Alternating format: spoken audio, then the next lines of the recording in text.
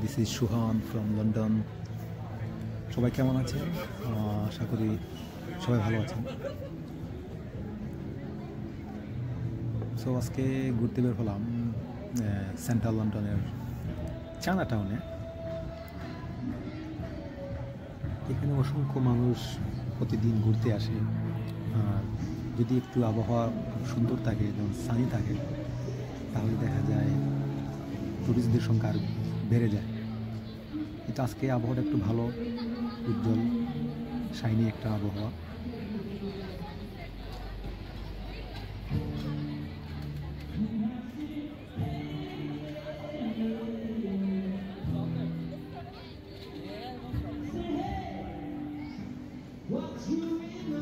একটা জিনিস কি, আপনি যখন সেন্ট্রাল লন্ডনে ঢুকবেন, যে যে জায়গাগুলিতে ম্যাক্সিমাম টুরিস্ট প্লেস এরিয়া, ওই জায়গাগুলোতে এরকম অনেকে আছে যারা গান শোনায়।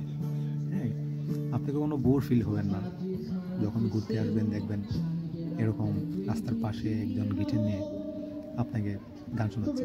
আপনি মন চাইলে তাদেরকে কিছু পে করতে পারেন, তাদের একটা বক্স রাখা আছে নিচে, অথবা আপনি গানে এনজয় করে গেলেন।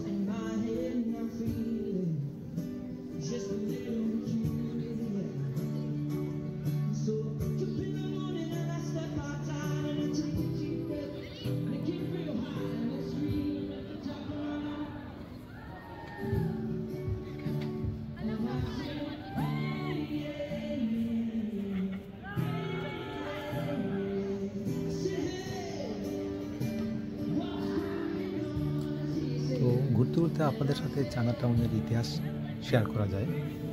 চলুন জেনে নিই চায়না টাউনের জন্য কীভাবে হলো।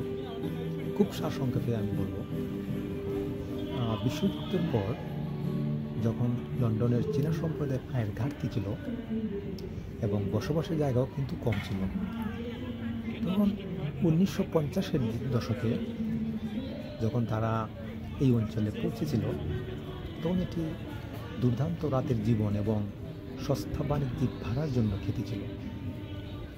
সৌভাগ্যবশত তাদের জন্য সুদূর প্রাচ্য থেকে ফিরে আসা ব্রিটিশ সৈন্যরা চীনা খাবারের জন্য কঠিন হয়ে পড়েছিল, এবং তাই সুপারমার্কেট এবং রেস্তোরাঁগুলি তৈরি হয়েছিল।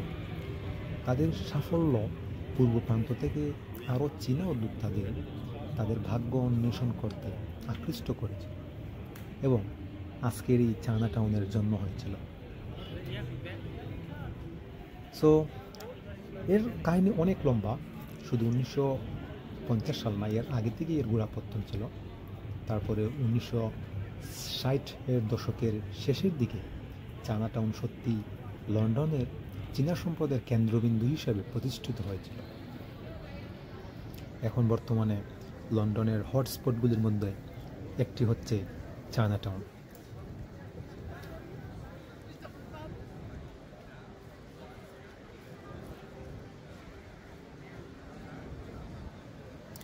বর্তমানে এখানে অসংখ্য রেস্টুরেন্ট আছে, যেগুলো আপনি চাইনিজ ফুড খেতে পারেন, তাদের ট্র্যাডিশনাল ফুড।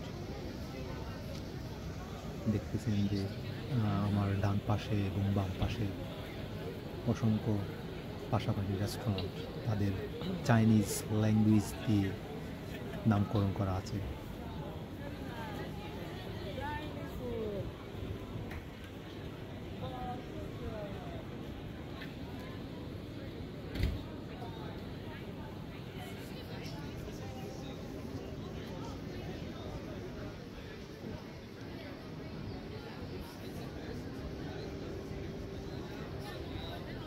একটা জিনিস লক্ষ্য করলাম, আসলে চাইনিজ এবং জাপানিজ মানুষরা তারা খুবই চুপচাপ থাকতে পছন্দ করে। মেবি আমি নোটিস করেছি টিউবে, তারপর তাদের প্লেসে তারা খুবই নর্মাল এবং ইনোসেন্ট টাইপের হয়ে থাকে।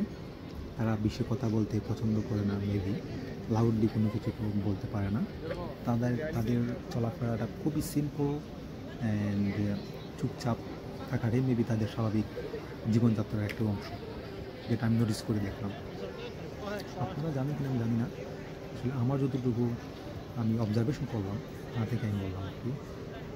সো এই হলো আজকে চায়না টাউনের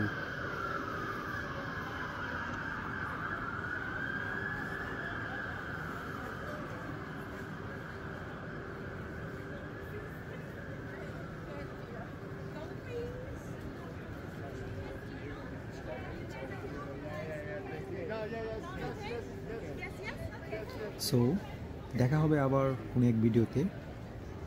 সাবস্ক্রাইব করবেন আর পাশে থাকবেন। সবার ভালোবাসা কামনা করি।